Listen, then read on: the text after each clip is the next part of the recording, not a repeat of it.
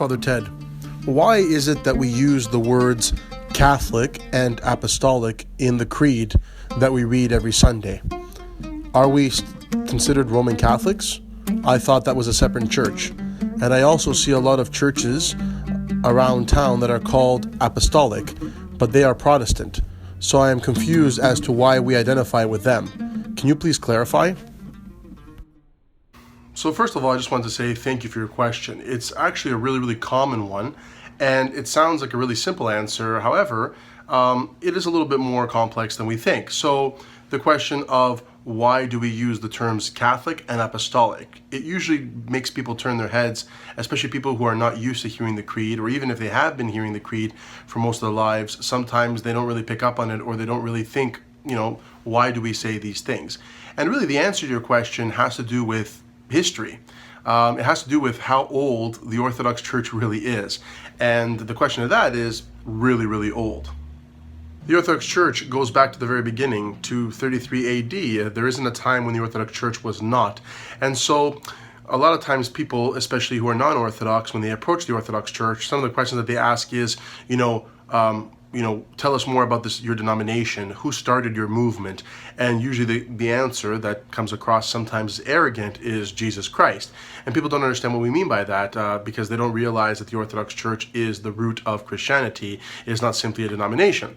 The reason why I say all these things is because when we say the word Catholic and we use the word Apostolic, those terms, those technical terms that are in the creed, the Apostles' Creed, the Nicene Creed as we call it, they go back to the very beginning. They go back to the 4th and 5th centuries when the creed was being formulated and finalized, and they really have nothing to do with our modern understanding of the words Catholic, as in Roman Catholic, or as Apostolic, as in many churches today that call themselves Apostolic, which, as you said in your question, are usually Protestant in nature.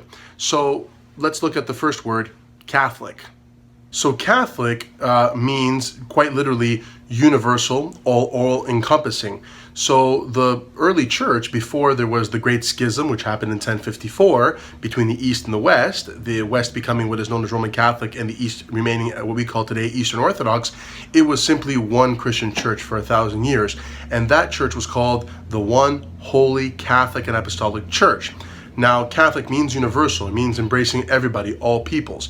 And so it is in this sense that we use the word Catholic still in our creed, because we've never changed the creed since it was written. We have never redefined it or changed the use of it liturgically. So when we say Catholic, we are referring to the universal church, which is, for us, the Orthodox Church, of course, but in the ancient sense. It does not mean a Roman Catholic today. And of course, that does confuse a lot of people, especially our Roman Catholic friends who visit Orthodox churches, because they think that we're referring to them because they happen to use the word Catholic in their title now after the Great Schism. So that is the first reason why we use the word Catholic, which is also universal.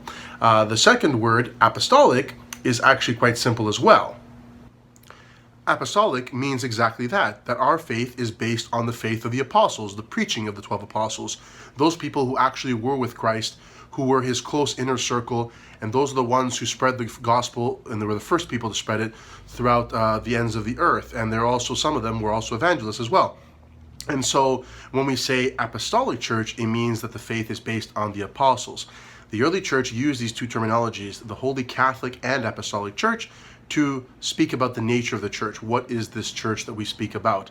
And of course, today, because we know the church as the Orthodox Church, or the Greek Orthodox Church, or the Eastern Orthodox Church, as it's sometimes called, in modern times, when we see official titles like Apostolic in different church titles, they're usually for different churches, usually of a Protestant persuasion.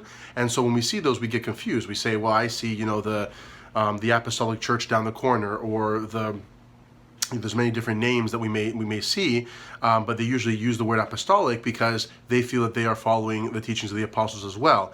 It can be confusing because, of course, there are multiple claims that happen amongst the different denominations today. Of course, everybody thinks that they're right. Everybody believes that they are the true followers of Jesus Christ and that their church is the true church.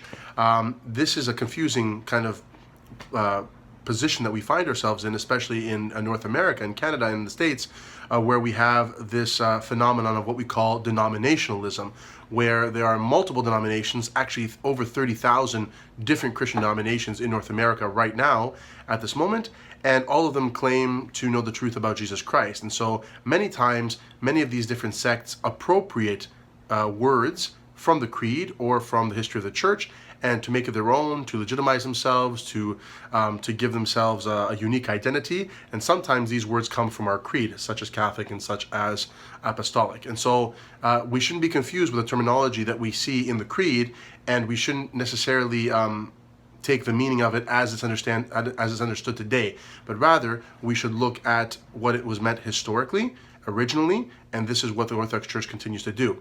This again reminds us that the Orthodox Church is not only the root, but it is also the unreformed, unadulterated, and unchanged Christian faith of the apostles of Jesus Christ himself. We are still using the same terminology today that was formulated about 17 to 1600 years ago, and that should tell you something about the Orthodox dedication to the truth, to be able to have consistent theology throughout the generations. Sometimes people have said that maybe we should change the terminology in the creed as not to conflict. There are even some Orthodox churches that when they're reading the creed, they will use the English translation of universal so they can distinguish themselves from the Roman Catholics. But however, for myself, I'm not in favor of that, because words are important, terminologies are important, and it's important to know the root and the true meanings and the original meanings of words, not what they've become today.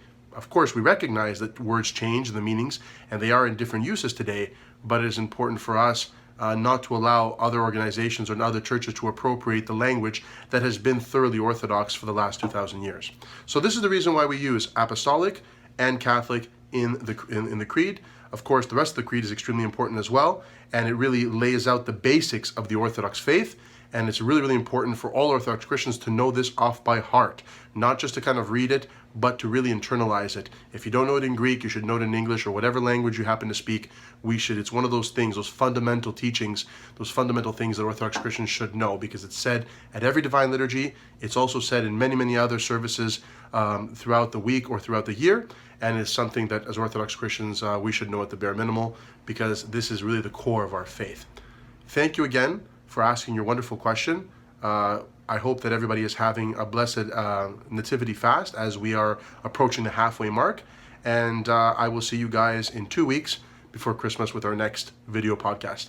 Again, don't forget to like and subscribe. This is Father Ted signing off for Father TED Talks.